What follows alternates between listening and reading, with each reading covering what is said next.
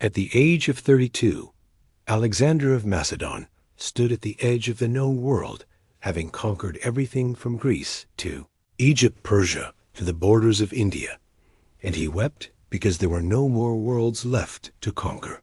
This image, whether literal truth or philosophical emblem, captures something essential about the man who would become history's most celebrated military commander. In just 13 years of relentless campaigning, this young Macedonian king had reshaped the entire world, spread Greek culture across 3 continents, and created an empire so vast that it seemed to defy the boundaries of geography itself. Yet for all he had achieved, all he had seen, all he had conquered, Alexander remained restless, driven by an ambition that could never be fully satisfied. Before we continue, if you'd like to join me for more stories like this, feel free to subscribe. I share a new one every day. And if you don't mind, leave a comment and tell me where you're listening from and what time it is for you right now. I love seeing how far these stories travel. The story of Alexander the Great is not merely the tale of a military genius or a territorial conqueror. It is the story of a man who lived as if reality itself was something to be rewritten, who believed that the impossible was simply the untried, and who changed the world so fundamentally that history itself had to be divided into before and after. His life was a meteor streak across the ancient world, brilliant, burning, and impossibly brief.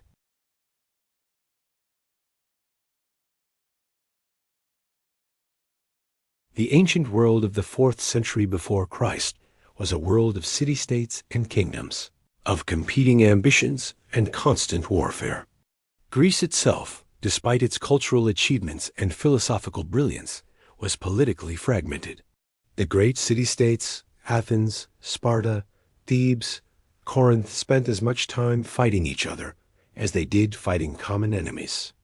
This fragmentation was both a weakness and, paradoxically, a source of cultural vitality. The competition between city-states drove innovation in art, philosophy, drama, and politics. It produced the democratic experiments of Athens, the warrior culture of Sparta, the philosophical schools that would influence humanity forever. Yet this same fragmentation meant that Greece was vulnerable to a powerful unified state, and such a state was emerging in the north. His story begins not in the classical heartland of Athens or Sparta, but in Macedon, a kingdom in northern Greece that the sophisticated southern city-states looked upon with barely concealed contempt. To them, the Macedonians were half-civilized northerners, a warrior people without the refinement of true Greek culture. They were useful as allies, perhaps, but not equals. They spoke a dialect that was difficult to understand, followed customs that seemed foreign, and placed more emphasis on military prowess than on philosophy and art. This disdain would matter enormously in young Alexander's life. It gave him something to prove, a chip on his shoulder that would drive him forward even when prudence would have suggested caution. The contempt of Athens and Sparta, meant as an insult, became fuel for ambition. Philip II of Macedon, Alexander's father, was a man of extraordinary ability. When he inherited the throne around 359 BCE, Macedon was weak, threatened by rival kingdoms on its borders, and fractious internally, with powerful nobles more concerned with their own power and prestige than with the kingdom's security or advancement. It was a realm on the verge of dissolution. Yet through military genius, political acumen, and ruthless pragmatism, Philip transformed Macedon into the dominant military power of the entire Greek world within 2 decades. This transformation was not accidental. It was the result of deliberate strategy, careful planning, and an absolute commitment to creating a military force that was superior to anything the Greek city-states could muster. Philip's first innovation was military reform. He inherited a Macedonian army that relied on loose formations and individual prowess, more similar to the forces fielded by the Greek city-states than to a coherent, disciplined force. Philip recognized that this would never be sufficient to defeat the organized hoplite armies of the southern Greek states. So he created something new. He reformed the army, introducing the phalanx formation that would become the deadliest infantry tactic of the ancient world and would dominate warfare for over a century. A phalanx was a formation of rows of soldiers standing shoulder to shoulder, each protected by shields and armed with long pikes called sarissas that extended 15 feet beyond their shields. In formation, the phalanx presented an almost impenetrable wall of bronze and wood and flesh. Cavalry charges could not break it. Individual warriors charging at it would be skewered on the pikes before they could get close enough to use their shorter swords. The phalanx could not be broken by the wild assaults or the individual heroism that had characterized Greek warfare for centuries. It was disciplined, coordinated, methodical, and absolutely unstoppable. But Philip did not rely on the phalanx alone. He also developed a powerful cavalry force, and more importantly, he understood something fundamental about warfare that many commanders of his era did not, that the combination of different military units, each supporting the others, was more powerful than any single unit in isolation. The heavy cavalry could strike at weak points in an enemy formation. The phalanx could hold a position and anchor an army's defense. Light cavalry could scout and pursue. Together, they created a military system that was far superior to anything the Greeks had previously developed. With this reformed army, Philip began methodically conquering the Greek city-states. His approach was not simply brutal conquest, though he was willing to use force when necessary. Instead, he combined military victories with political maneuvering and strategic alliances. He would defeat a city-state's army and offer relatively generous peace terms. He would invite their leaders into his coalition. He would marry into powerful families, creating blood relationships and political bonds that transcended simple military conquest. He was, in many ways, not just a conqueror, but a political genius who understood how to absorb his conquests into a larger structure rather than simply ruling them through force. His marriages were particularly strategic. He married multiple times, each marriage intended to strengthen his position or seal an alliance. One of these marriages was to Olympias, a woman from Epirus, a region to the west of Macedon. Olympias was not a typical queen. She was known for her fierce temperament, her deep involvement in mystical and religious practices, her political acumen, and her fierce devotion to the son she would bear Philip. Ancient sources describe her as volatile and ambitious, a woman who was as much a prophetess as a princess, who spoke in riddles and seemed to have access to knowledge beyond the ordinary. She came from a royal line and claimed descent from Achilles through her family ancestry, an ancestry of profound significance in the ancient Greek world. The greatest hero of the Homeric epics, Achilles was the gold standard against which all warriors measured themselves. To be descended from Achilles was to carry divine blood, to be connected to the legendary heroes of the Age of Heroes. It was to Olympias and Philip that a son was born on July 20th, 356 BCE, in the city of Pella, the capital of Macedon. The boy was named Alexander. The day of his birth is recorded in history as a day when three great events coincided. Philip received news of a great military victory in which his general Parmenion defeated the Illyrians. Philip also received news of the conquest of the city of Potidaea. And that very morning, the temple of Artemis at Ephesus, one of the wonders of the ancient world, burned down. To the superstitious and religiously inclined ancient Greeks, the coincidence of three momentous events on a single day seemed prophetic.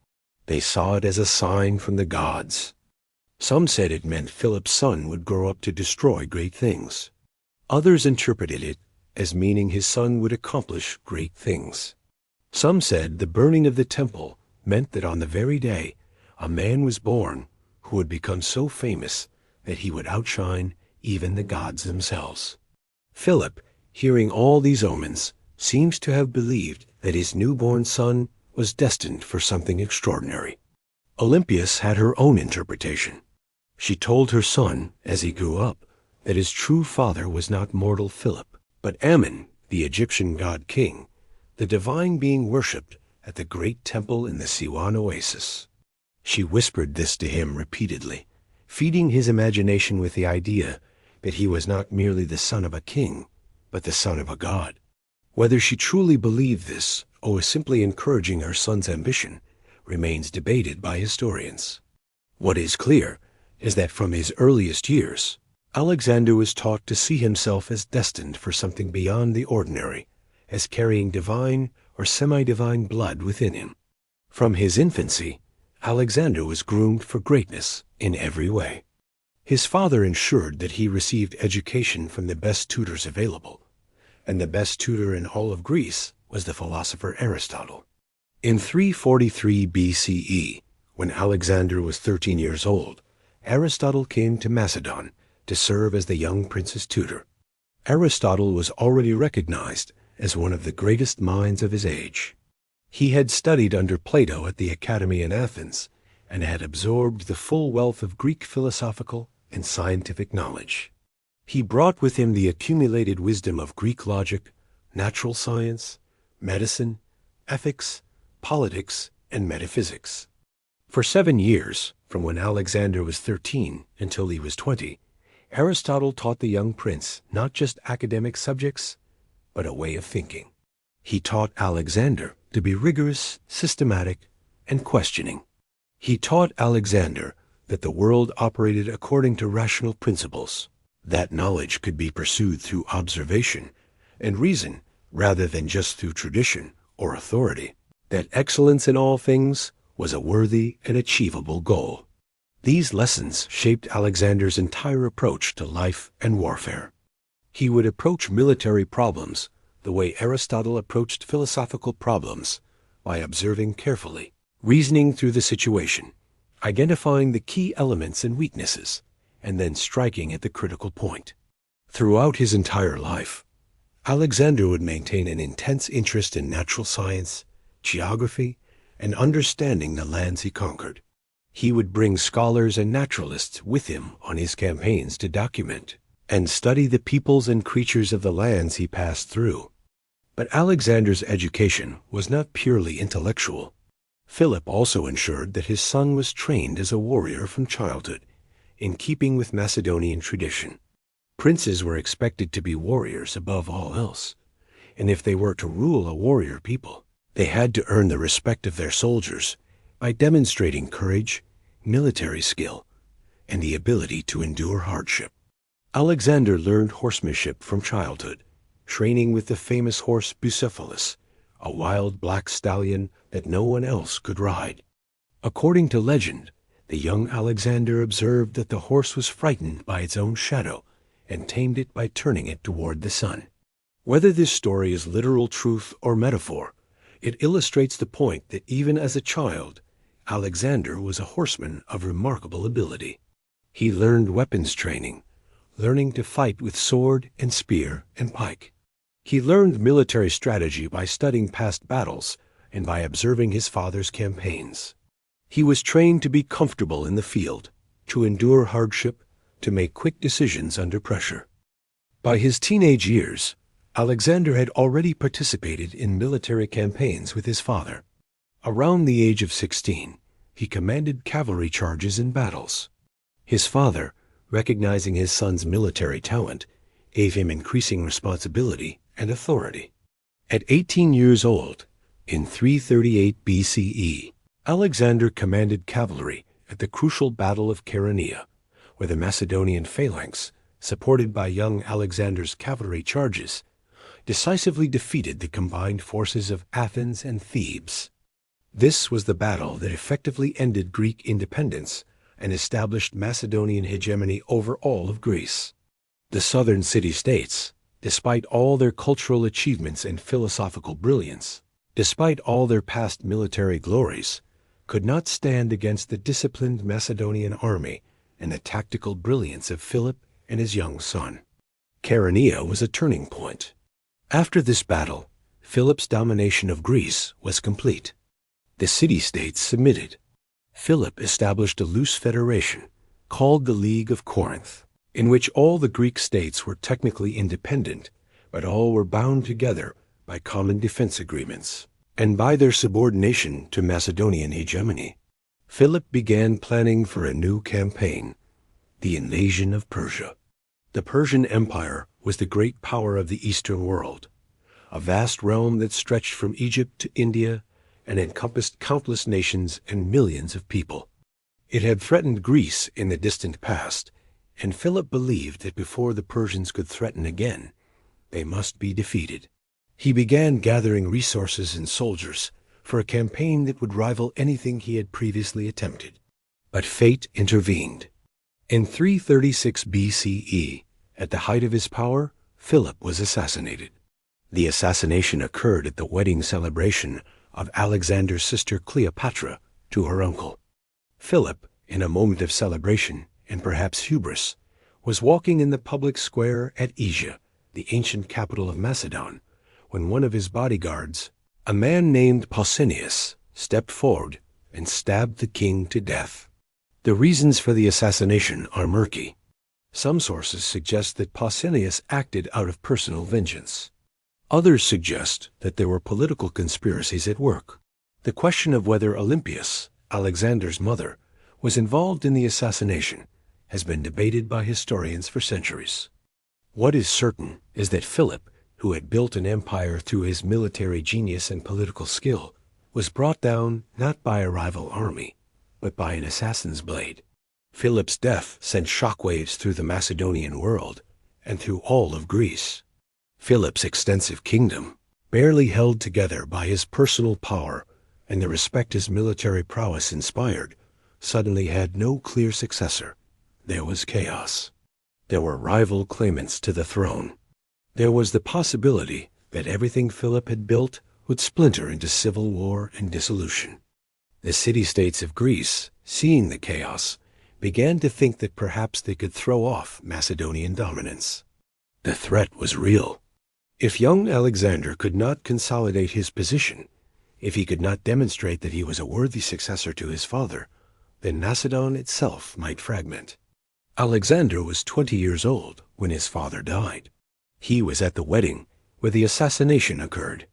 Rather than mourn or hesitate or call for discussions and compromises, Alexander acted with remarkable decisiveness and speed. He had learned from his father that in moments of succession crisis, hesitation was fatal.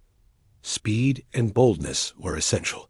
Within hours of Philip's death, Alexander had identified and executed the immediate threat, the assassin Pausanias, and anyone suspected of involvement. He had secured the support of the Macedonian army, who had served under him and who respected his military talent and personal courage.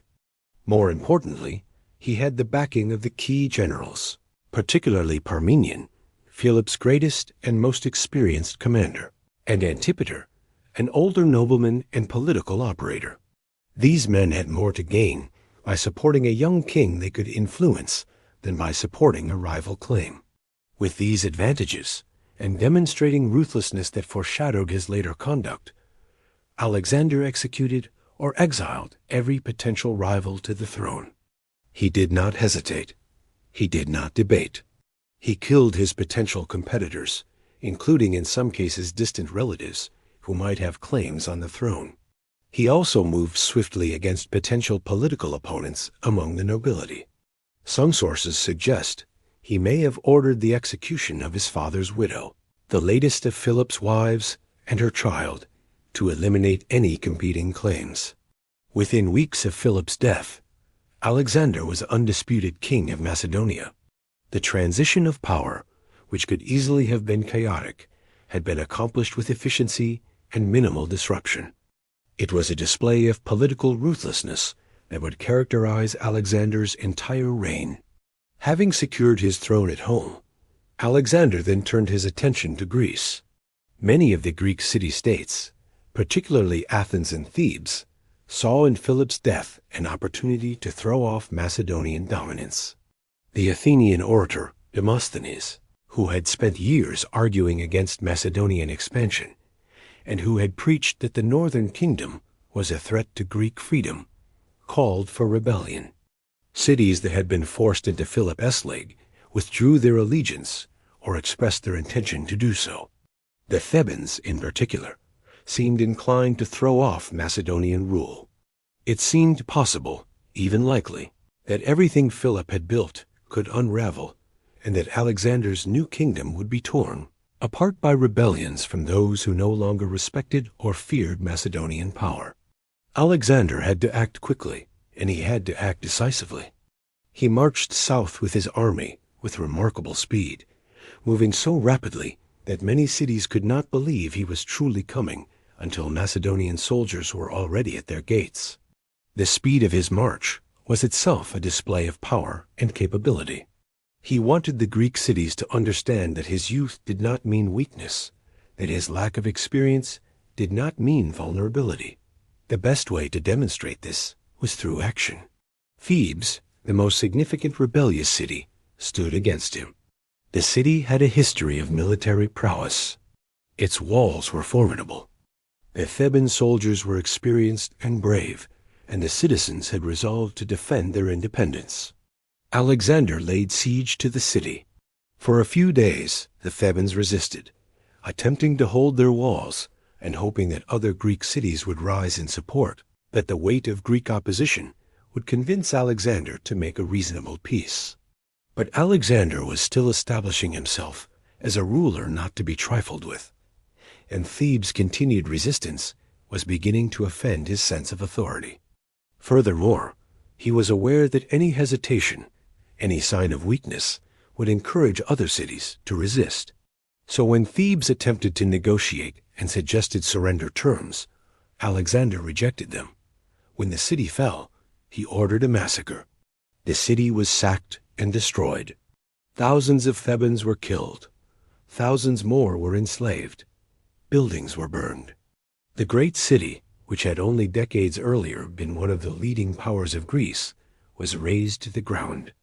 Only temples were spared, and according to legend, the house of the poet Pindar, in honor of the great poet's memory. It was a brutal, harsh demonstration of what happened to those who opposed Alexander. It was also an act that horrified many Greeks, including those in Alexander's own army.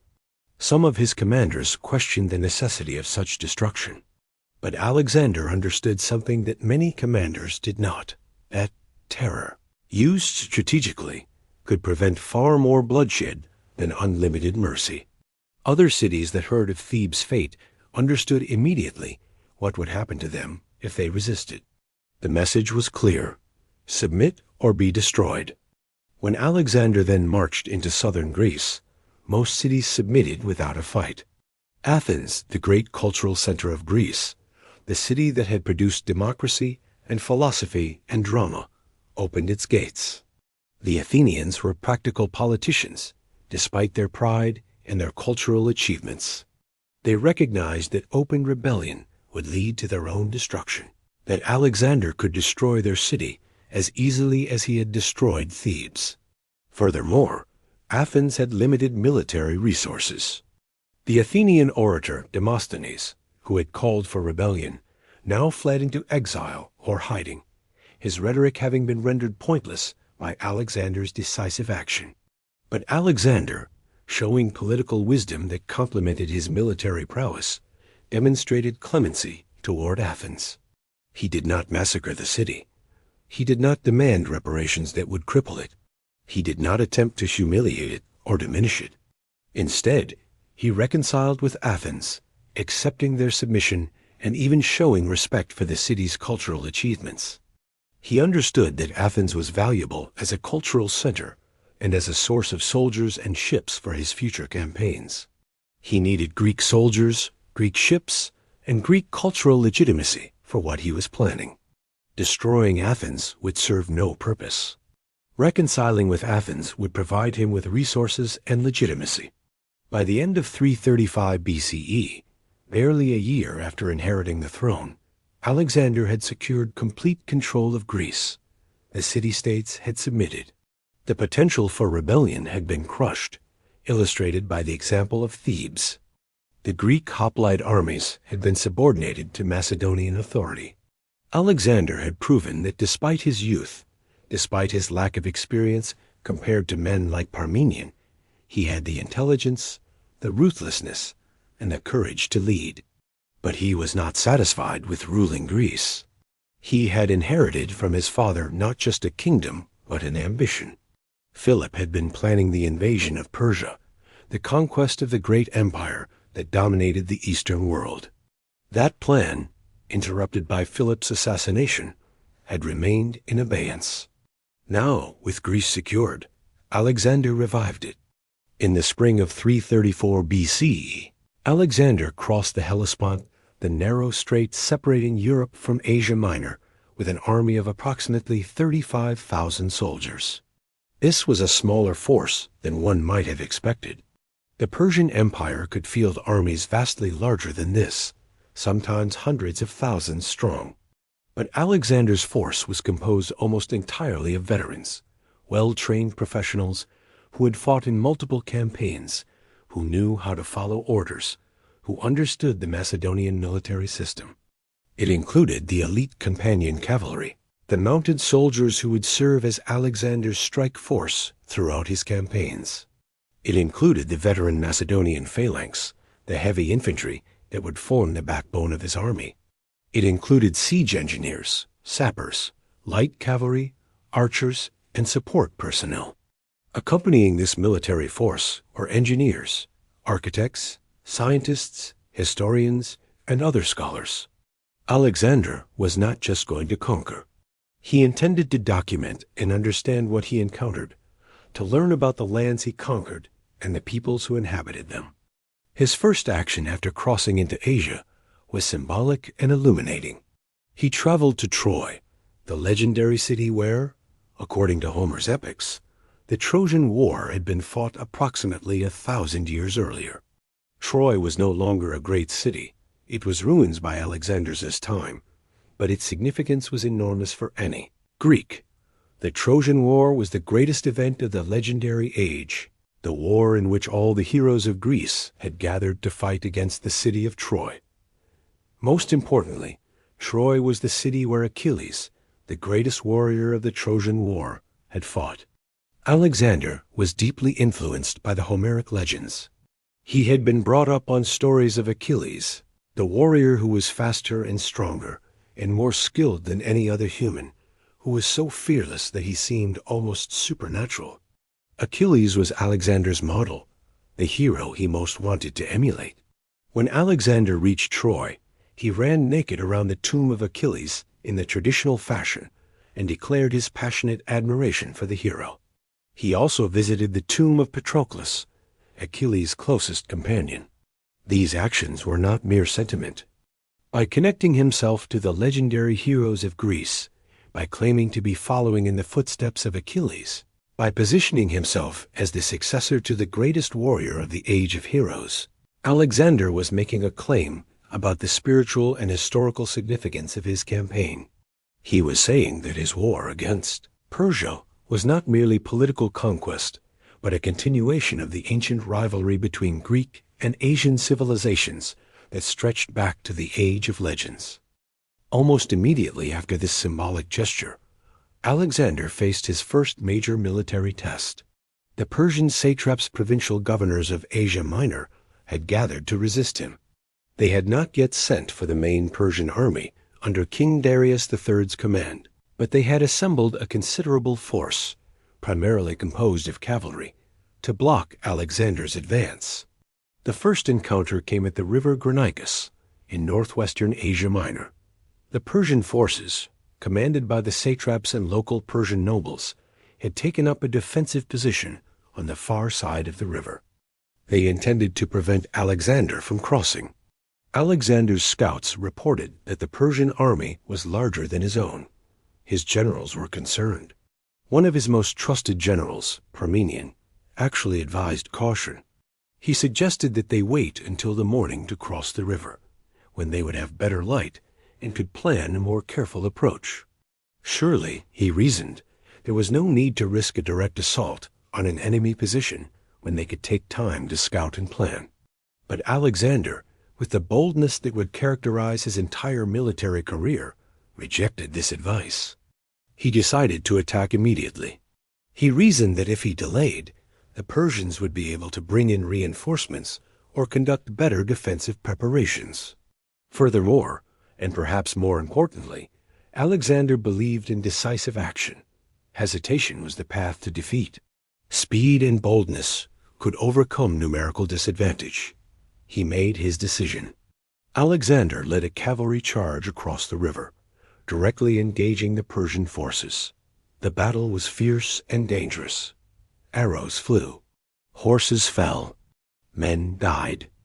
Alexander himself came close to death in the fighting, nearly being struck down by Persian warriors. But his personal bravery inspired his soldiers. He fought with sword and spear, visible to his troops, sharing the danger that he asked them to face. The Macedonian cavalry, with Alexander at their head, began to break through the Persian cavalry. At the same time, the Macedonian phalanx, crossing the river behind the cavalry assault, pushed forward with their long pikes and shields. The Persian cavalry, for all their skill and individual bravery, could not withstand the coordinated assault of Macedonian forces. The Persian line began to waver. Then it broke. The soldiers fled. The Persians had no single unified command structure. They were an alliance of satraps and local nobility. When their line broke, discipline collapsed. The Macedonian army pursued them for miles, inflicting terrible casualties. The victory at Granicus was more than just a military success. It demonstrated several crucial things. Alexander's tactical genius, his willingness to take personal risks that his soldiers respected and wanted to follow, and the superiority of the Macedonian military system against even brave and determined Persian forces. The Persians were not cowards. The Persian nobility were skilled warriors who valued honor and courage. But they could not match the discipline and coordination of the Macedonian army. After Granicus, Alexander's reputation began to spread throughout Asia Minor. This young Macedonian king had defeated the Persians and was not to be trifled with. After Granicus, the cities of Asia Minor largely submitted to Alexander without significant resistance. Some offered token resistance before surrendering. Others simply opened their gates when they heard Alexander approaching. He moved south along the coast, securing supplies and establishing his presence. The strategy was brilliant and showed sophisticated strategic thinking. By controlling the coastal cities, Alexander cut off the Persian fleet's ability to operate and supply itself. The Persians had a strong navy, perhaps the only military advantage they held over the Macedonians. By denying them coastal bases, Alexander essentially neutralized this advantage. The Persian fleet became irrelevant because they had nowhere to operate or resupply. This was the kind of strategic thinking that separated a good military commander from a great one. Alexander was not just winning battles. He was thinking about how to make the Persians' advantages irrelevant. As Alexander advanced deeper into Asia Minor, the Persian king Darius III began to understand the full scope of the threat. Darius ruled over one of the world's largest empires, a realm that encompassed territories from Egypt to India, that included dozens of nations and millions of people. They had been built over centuries and seemed immovable and eternal. Compared to the resources available to Darius, Alexander's army seemed almost negligible. Darius could call upon almost unlimited resources. He could field armies vastly larger than Alexander's force. He had treasuries filled with gold accumulated over centuries. Compared to the Persian Empire, the Macedonian kingdom was small and relatively poor. But Darius had been isolated from warfare by the luxuries of his position and the bureaucratic complexity of ruling such a vast empire. He had relied on generals like Memnon, the experienced commander who had actually understood how to fight the Macedonians. Memnon had suggested a strategy of avoiding direct confrontation with Alexander, instead using the Persian navy to cut Alexander's supply lines and attack his rear while avoiding pitched battles where Alexander's tactical brilliance might overcome numerical advantage. It was actually a sound strategy, one that might have worked. But Memnon died, and with him died any consistent Persian strategy. Now, with Memnon dead, Darius decided to lead an army personally to crush this upstart conqueror. He believed that overwhelming numbers and his royal authority would be sufficient to break Alexander's army. In late autumn of 333 BCE, the two kings met at the Battle of Issus in the valley between two mountain ranges in what is now southern Turkey. Darius had assembled an enormous force. Alexander's genius lay in his understanding of terrain and in his ability to see the key moment in a battle and strike at it with overwhelming force. At Issus, the narrow valley between the mountains negated Darius's numerical advantage. Alexander could not be flanked or outmaneuvered because there was nowhere to outmaneuver him. The valley was too narrow. Furthermore, and this was crucial, Alexander recognized that Darius himself was the key to the battle. If he could break through to the Persian king and kill or capture him, the entire Persian army would collapse. The Persian military structure was highly centralized and dependent on the commands and authority of the king. Unlike the Greek city-states, which had learned to fight even when their leaders fell, the Persian army was dependent on the living authority of the king. Alexander's battle plan reflected this understanding. He left portions of his army seemingly exposed, knowing that the Persian commander in the center would see what appeared to be an opportunity and would advance forward. Alexander deliberately created the illusion of weakness on his line. As soon as the Persian force in the center committed itself forward, believing it was breaking through, Alexander led his elite companion cavalry in a diagonal charge against the Persian left flank. The cavalry movement was swift and devastating. It created chaos in the Persian formation. The attack seemed to come from nowhere, striking at the moment of maximum vulnerability. Alexander himself fought at the front of this cavalry charge, his sword and spear striking down Persian warriors. He was visible to his troops, sharing the danger, fighting as fiercely as any of his soldiers.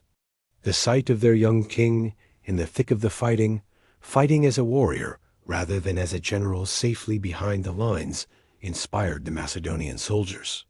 They followed him, hacked and thrust their weapons, drove forward through the Persian ranks. The crucial moment came when Alexander fought his way through to the vicinity of Darius himself. The Persian king was the greatest prize on the battlefield, both literally and symbolically.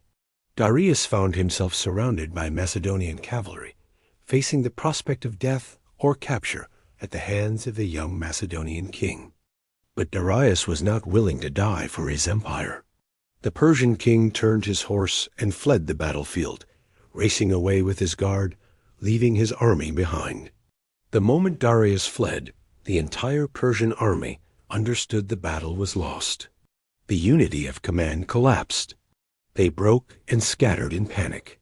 Soldiers threw down their weapons and tried to escape. The Macedonian army pursued them for miles, inflicting terrible casualties. Thousands of Persians were killed. Thousands more were captured. It was rout, a complete dissolution of military discipline and organization. The Battle of Issus was one of the great defeats in ancient history. A force 2 or 3 times larger than the Macedonian army was decisively defeated and scattered. What followed was one of the great defeats in ancient history. Darius barely escaped with his life, fleeing toward Babylon with only his closest guards and household. His mother, his wife, and his children were captured by Alexander's forces. These royal captives were immensely valuable. They could be held for ransom. They could be used as political leverage. They could be executed as a demonstration of Alexander's power over the Persian king. But Alexander, displaying both political wisdom and personal magnanimity, treated these royal captives with courtesy and respect, indeed with considerable honor. He visited Darius's mother, Sisagombis, and assured her that he bore no ill will toward her or the royal family. He explained that his war was not against the Persian people, or even against Darius personally, but against Darius as a representative of Persian imperialism and conquest. This courtesy was politically shrewd, but it also seemed to reflect a genuine respect for the royal family. Sisigambis, the old queen mother, eventually came to have great affection for Alexander. She seemed to see in him a strength and capability that she respected. His wife and children he kept safe, ensuring they were treated with dignity, understanding that treating them well demonstrated his own magnanimity and might encourage other Persian nobles to consider surrender or negotiation rather than continued resistance. After Issus, the path seemed to open before Alexander. Darius retreated to Babylon, the great capital of his empire. It seemed as though Alexander could pursue him directly and bring the entire war to a conclusion. But Alexander did not immediately pursue Darius. Instead, Alexander turned south toward Egypt. The reason was strategic. Egypt was fabulously wealthy and was loosely held by the Persians. By controlling Egypt, Alexander could establish a firm power base and access the wealth and resources of the Egyptian kingdom. Furthermore, Egypt had long traditions regarding its ruler. The pharaohs were considered divine, living gods to the Egyptian people. If Alexander could become pharaoh, he would gain the legitimacy that came with that sacred title. In 332 BCE, Alexander arrived in Egypt. The Persian governor of Egypt, seeing the inevitability of Alexander's conquest and lacking the military resources to resist, withdrew without significant resistance. The Egyptian people, who had resented Persian rule for generations, welcomed Alexander as a liberator rather than as a conqueror. The Egyptian priesthood, recognizing both political reality and perhaps genuine belief, accepted Alexander as pharaoh, the reincarnation of the divine king that Egyptian religion required. They performed the sacred ceremonies that made him officially pharaoh in the eyes of the Egyptian people and the gods. For Alexander, this was transformative. He had sought legitimacy from the Greeks and had achieved it through military conquest and political acumen. Now, from the Egyptians, he was receiving something different: religious and spiritual legitimacy.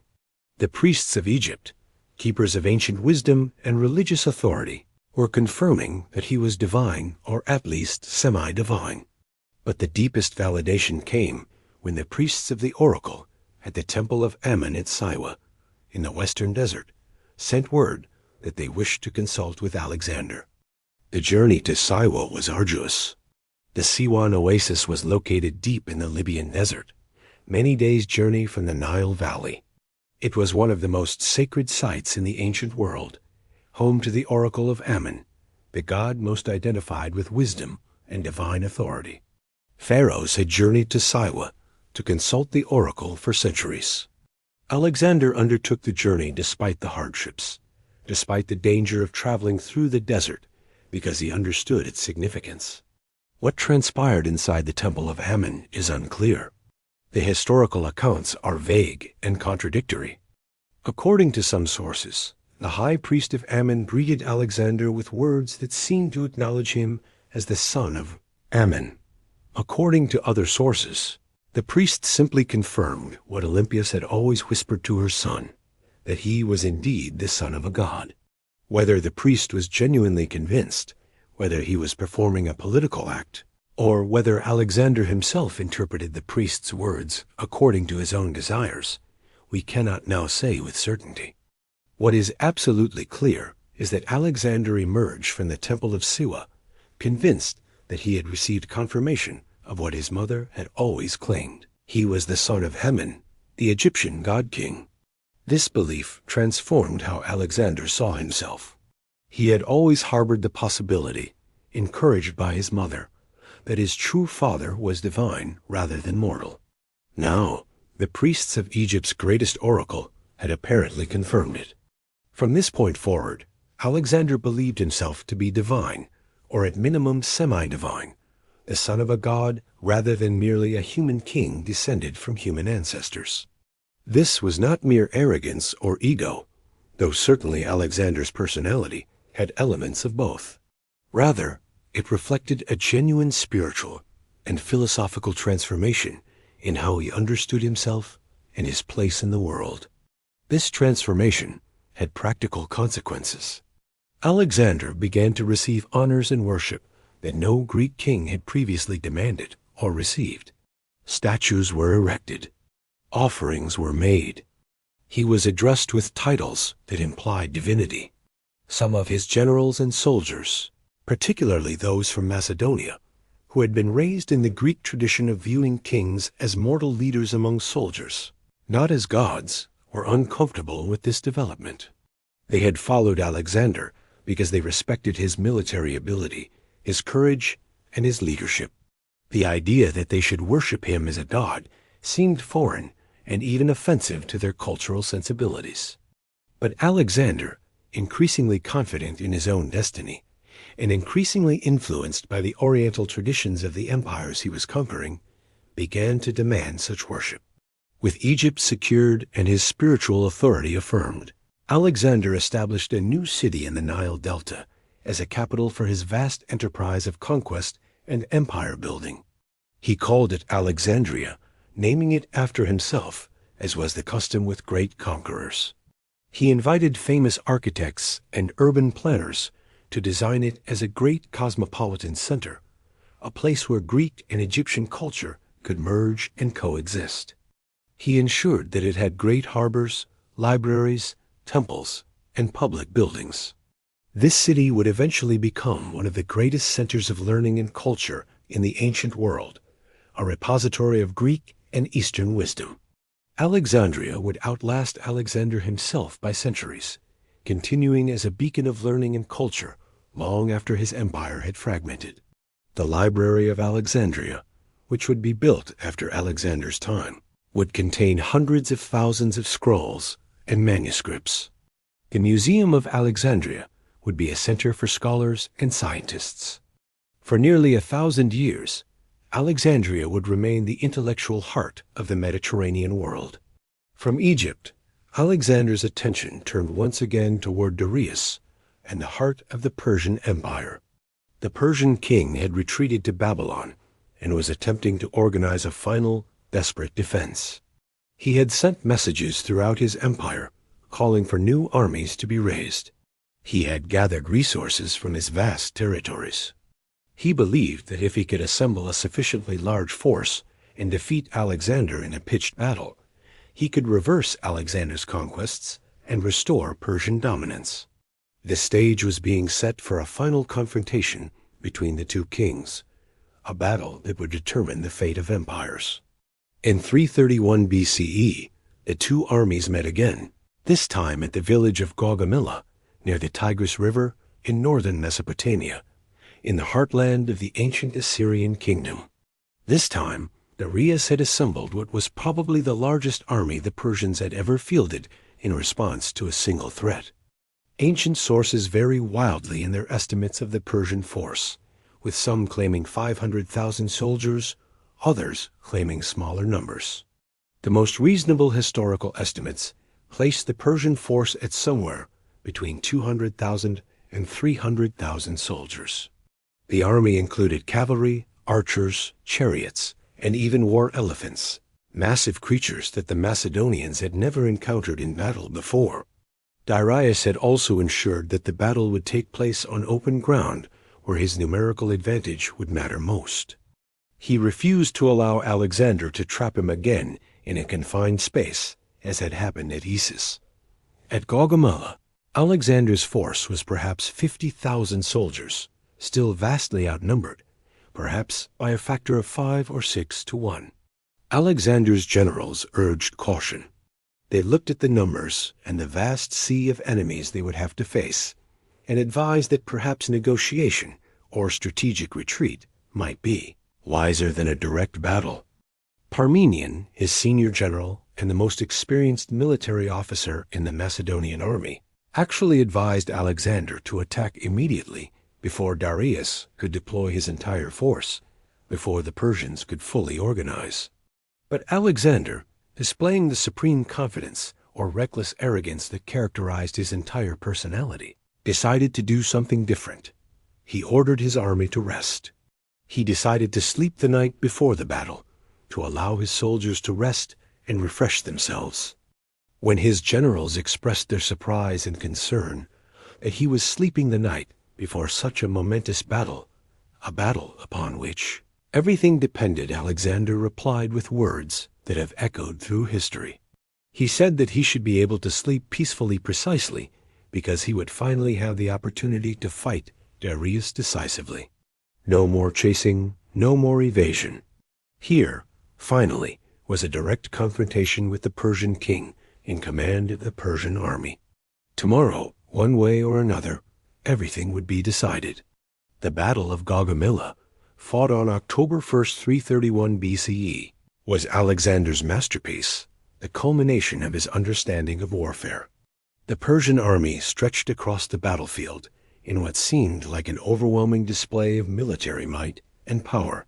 But Alexander understood something fundamental that many military theorists before and since have failed to grasp. That numbers meant nothing if they could not be coordinated and directed. The Persian army, despite its size, lacked the unity of command and the tactical coordination of the Macedonian forces. Furthermore, many of the soldiers in the Persian army were conscripts or feudal levies, soldiers who had been forced into service by their local rulers and who had limited loyalty to the Persian king. They were not professionals. They did not have the training or the discipline of Alexander's soldiers. Alexander's tactics at Gaugamela were brilliant and show his complete mastery of the art of warfare. Rather than fight the Persian army head-on in a conventional engagement, he maneuvered. He refused to attack where Darius expected him to attack. Instead, he probed for weakness. He moved his forces to different parts of the battlefield, feinting here, withdrawing there, always looking for the moment when the Persian army would make a mistake or become vulnerable. When the Persian army began to spread itself thin, trying to respond to Alexander's movements, when units began to lose coordination with each other, because they were being moved about in response to Alexander's tactics, he saw his opportunity.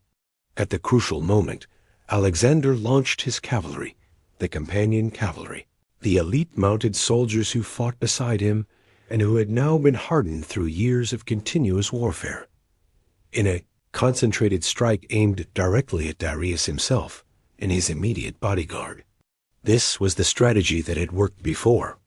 Alexander believed, correctly, that if he could force Darius to flee the battlefield, the entire Persian army would collapse. And this is exactly what happened. Alexander fought his way through the Persian guards, his sword and spear striking down warriors who tried to stand against him. He moved inexorably toward the Persian king. Darius, seeing the Macedonian king coming directly at him, seeing his guards falling before this young warrior, recognizing that he faced the prospect of death at Alexander's hands, turned his horse and fled the battlefield. He did not stay to encourage his soldiers. He did not attempt to rally his forces. He simply fled, and in fleeing, he doomed his army. The moment Darius fled, the entire Persian army lost its cohesion. It fragmented. Soldiers either fled or surrendered, or were cut down by Macedonian pursuers. The Macedonian army pursued the fleeing Persians for miles, inflicting enormous casualties. The Battle of Gaugamela was not merely a Macedonian victory. It was a complete Persian defeat. The largest empire in the world, the accumulated power of centuries of Persian rule, was broken in a single day by the tactical brilliance of a young man of 30 years old. Darius himself barely escaped with his life, fleeing toward the east with only his closest guards. He never again faced Alexander in battle. Eventually, as he continued his flight, he was betrayed and assassinated by one of his own generals, Bessus, a satrap of Bactria, who wanted to take power for himself and believed that he could bargain with Alexander for survival. When Alexander eventually captured Bessus, he executed him for the crime of regicide, essentially claiming to avenge the Persian king and position himself as the legitimate successor to Persian kingship rather than merely as a conqueror who had defeated and killed Persia's king.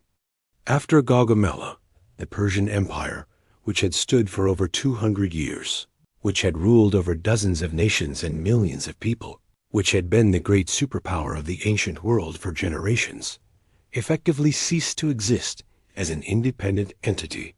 Babylon, the great city that had been the capital of empires, stretching back to Hammurabi thousands of years earlier, surrendered to Alexander without significant resistance. The treasuries of the empire fell into his hands. The enormous resources accumulated by Persian kings for generations were now his to command. Alexander's next move was to march toward the other great Persian capital, Susa, where the imperial treasury and palaces were located. The journey took him through the Zagros Mountains in winter, a grueling march that tested his army severely. Many soldiers died from cold and exhaustion. Supplies ran low. The men suffered terribly. But Alexander, as always, shared the hardships with his troops. He marched with them, slept in the cold, endured the same deprivations. This personal leadership, this willingness to suffer what his soldiers suffered, was crucial to maintaining their loyalty and morale through the worst conditions. It was a lesson he had learned from his father Philip and from studying the Homeric heroes. A king, in Alexander's understanding, was not someone who sat safely behind the lines in comfort while his soldiers faced danger and hardship. A king was someone who stood in the front rank with his soldiers, who shared their dangers and their sufferings, who demonstrated through his own actions that he would not ask his soldiers to do anything that he was unwilling to do himself. Susa fell to Alexander without significant resistance. The Persian nobility who had survived the battles either submitted or fled toward more distant regions.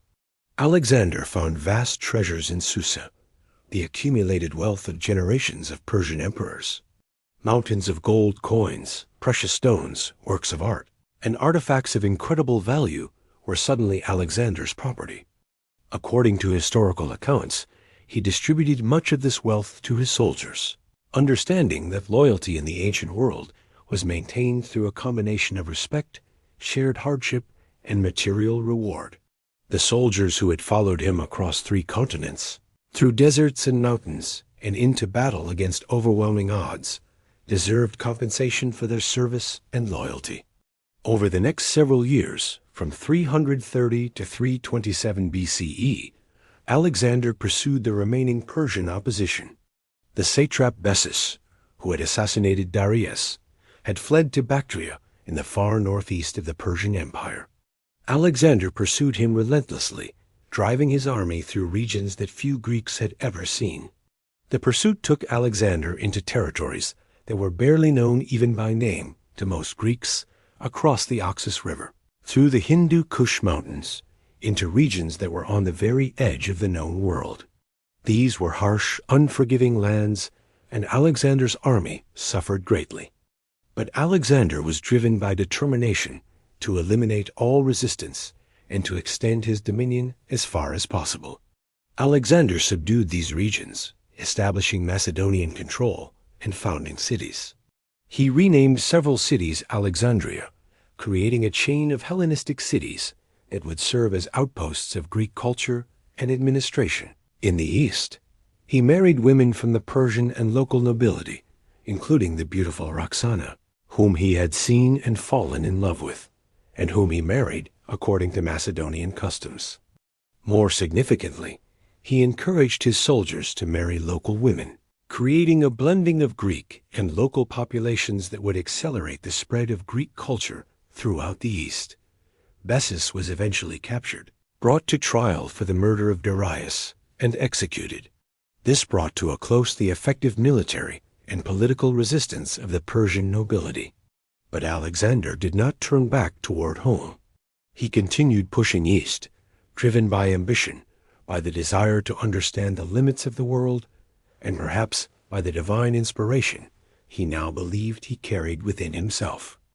In 326 BCE, Alexander reached India, crossing into regions that no Greek army had ever reached before.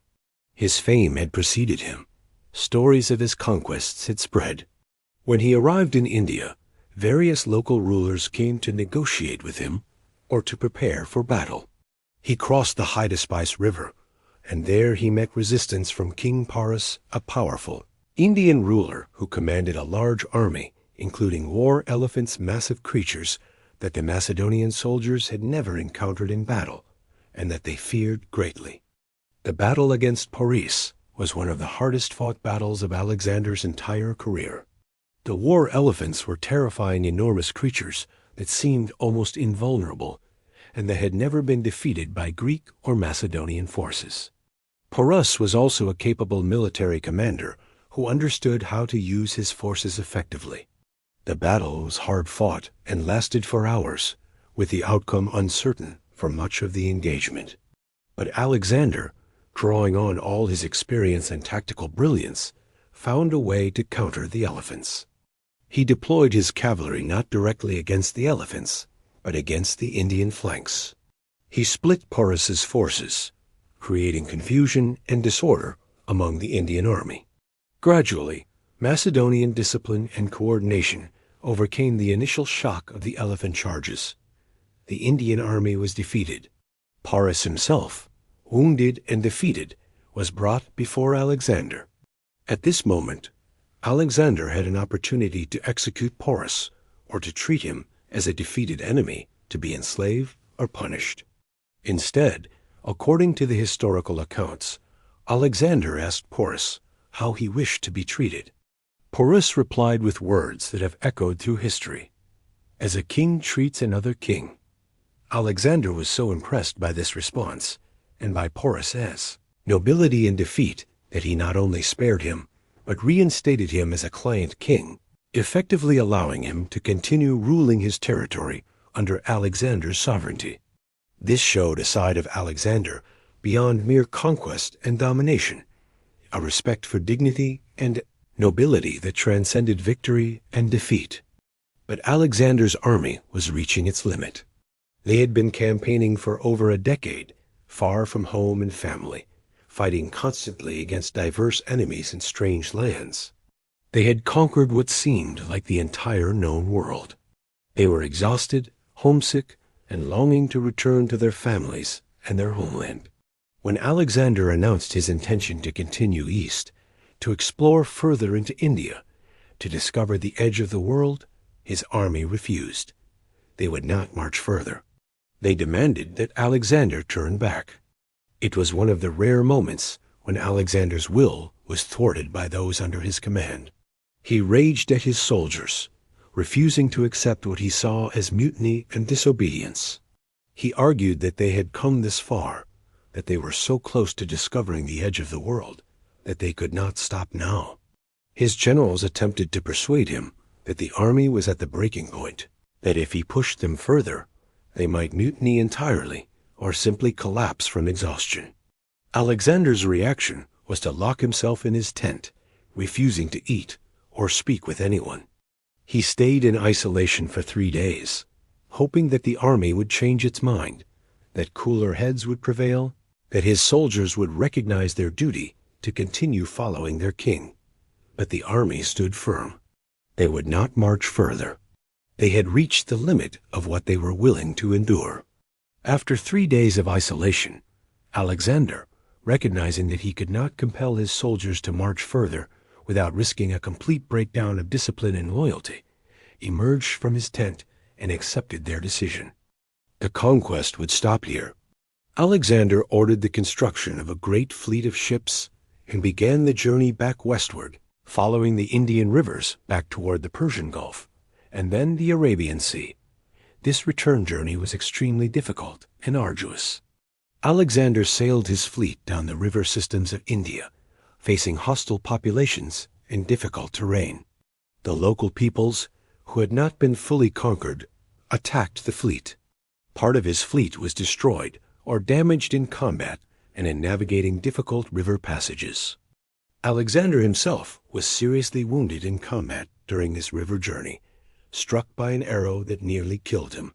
For a time, there were reports among the army that Alexander had been killed. When his soldiers learned he had survived, it was a tremendous relief. From the rivers, Alexander's army marched overland through the Chedrosia Desert, one of the harshest and most unforgiving environments on earth. The Gedrosia Desert is brutal vast expanses of sand and rock with minimal water and food, temperatures that reach extremes, and winds that can bury unwary travelers. Thousands of soldiers died in the desert crossing. The supply lines were stretched impossibly thin. Food ran out. Water ran out. Soldiers died from thirst and hunger and exhaustion. It is estimated that more soldiers died in the Gedrosia Desert than in all of Alexander's battles combined. Some historical accounts suggest that only a fraction of the army that entered the desert emerged on the other side. But Alexander survived, and the core of his army survived, and eventually they reached civilization again. Eventually they made their way back to Babylon, the capital of Alexander's vast empire. The great conqueror who had defeated the Persians, subdued India, and spread Greek culture across 3 continents was home. What Alexander had created in his conquests was unprecedented in the scale and scope. He had unified the Greek world and the Persian Empire under a single authority. He had spread Greek culture and language across vast territories. He had established cities, instituted administrative systems, and attempted to blend Greek and Eastern traditions in ways that had never been attempted before. He had married one of his generals, Hephaestion, in the Persian fashion, creating a political bond through marriage. The nature of his relationship with Hephaestion remains debated by historians. Some believe they were lovers in the modern sense. Others believed it was primarily a matter of political alliance and close friendship. But it is clear that Hephaestion was Alexander's closest companion, and that Alexander cared deeply for him. When Hephaestion died during the journey home, Alexander was devastated with grief, suggesting at least a profound emotional attachment to his companion. In Babylon, Alexander settled into the role of emperor of a vast realm. He began to consider how to consolidate and govern his empire. He encouraged his soldiers to marry local women. He married additional Persian wives in addition to Roxana. He adopted Persian customs and dress. He demanded that his subjects perform the Persian custom of prostration before him, throwing themselves prostrate on the ground in his presence. This demand troubled many of his Macedonian companions and generals, who had been raised in the Greek tradition of viewing kings as leaders among soldiers, not as oriental despots to be worshipped.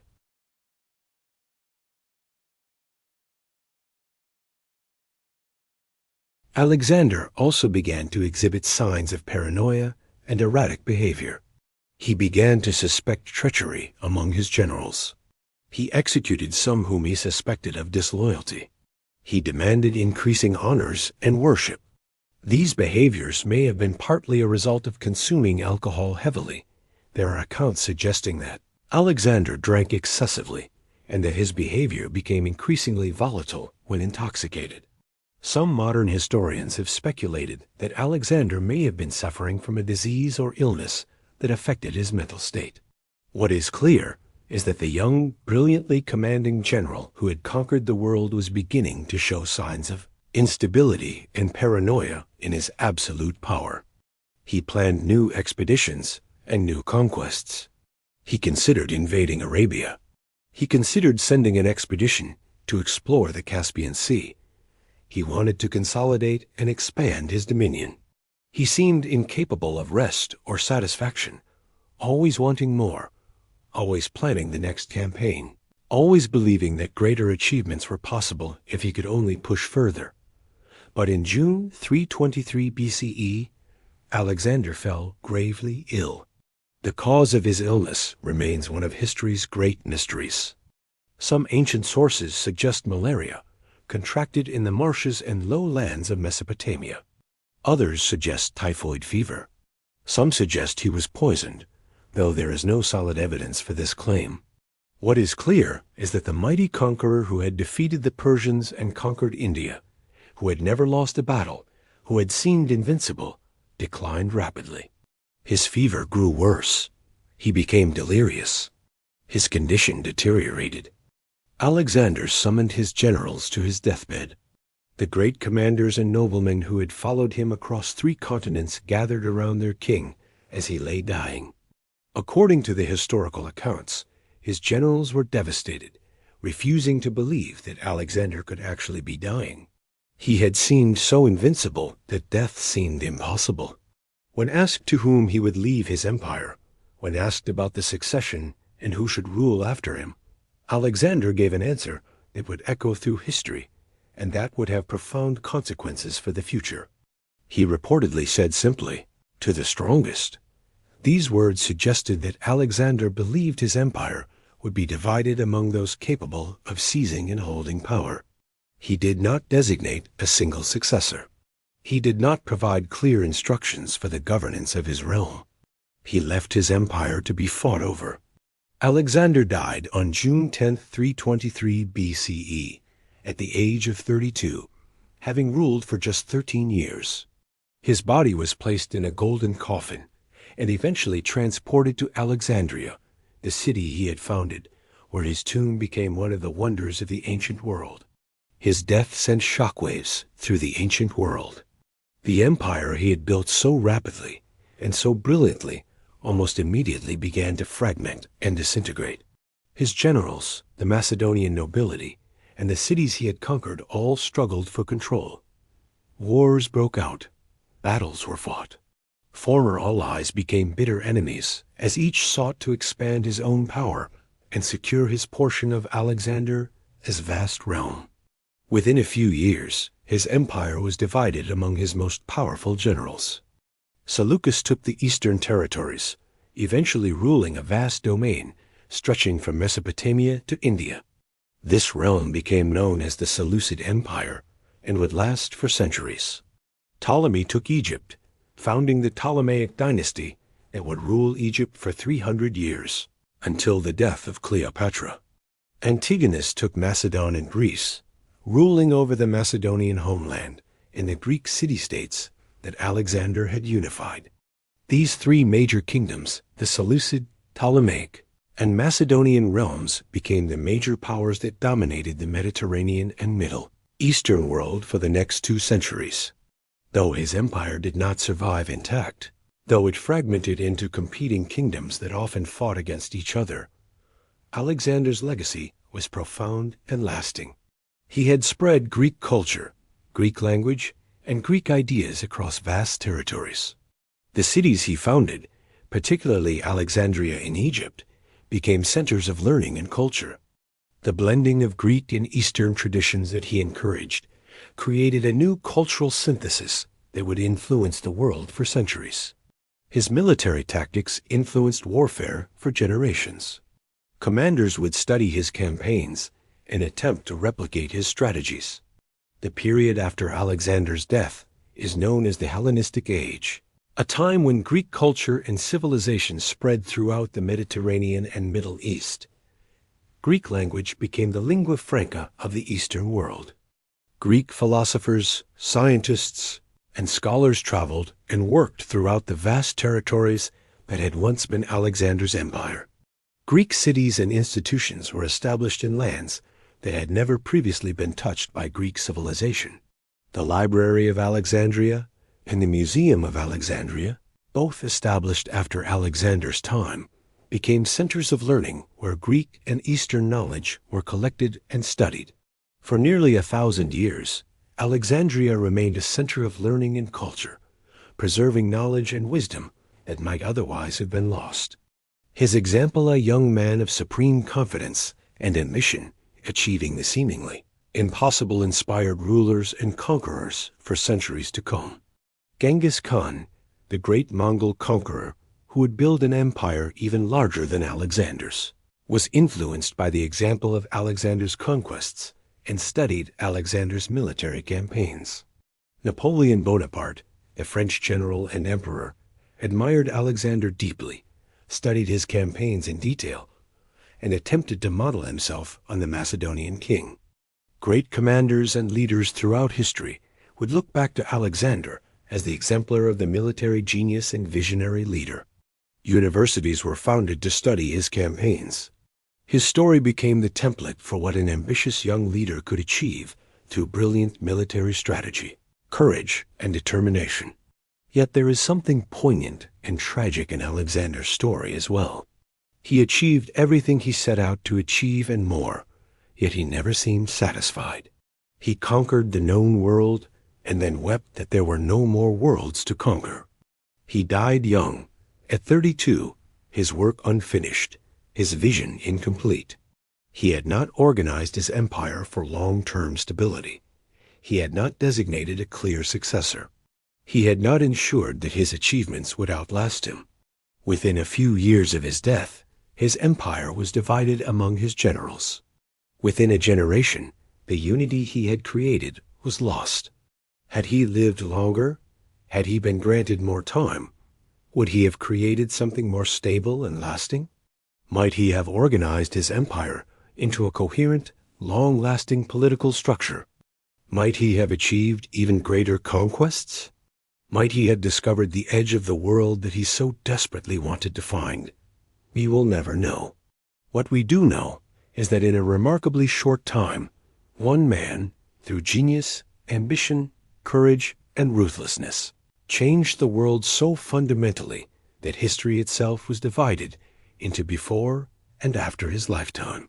The tale of Alexander the Great is a story about the power of human ambition, the possibilities of military genius, and the price of greatness. It is a story that has inspired and amazed audiences for over 2,000 years, and it remains deeply relevant today as a study in leadership, ambition, vision, and the complex legacy of world conquest. Alexander's life reminds us that history is shaped by individuals, that one person can indeed change the world, and that even the greatest achievements come with a cost that not even the mightiest conqueror can escape. He showed us what was possible when ambition met genius and courage. He also showed us the limits of what ambition alone could accomplish, the impossibility of creating something permanent through conquest alone, the inevitability of change and dissolution, even for the greatest empires. Alexander died young, but his name has lived forever. In that, he achieved a kind of immortality that no amount of conquest could have guaranteed.